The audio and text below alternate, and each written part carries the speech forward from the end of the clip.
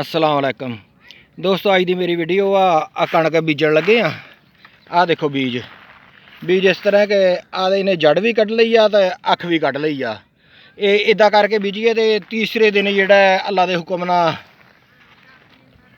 तीसरे दिन जोड़ा उगे आंदा वा।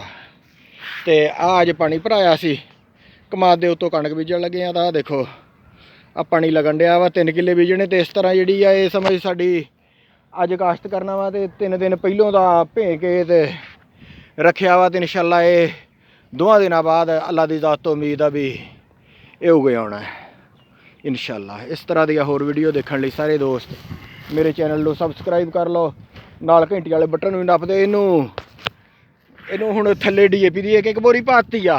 हुण पैर सहूगा तो 5-6 दिनों की जो कणक जमे पूरी तो फिर इंशाअल्लाह इनू एक बोरी यूरिया की पा देनी आ। तो ये इंशाअल्लाह फिर मौसमी कणक के नाल ही रली जाती है। जज़ाकुमुल्लाह खैर।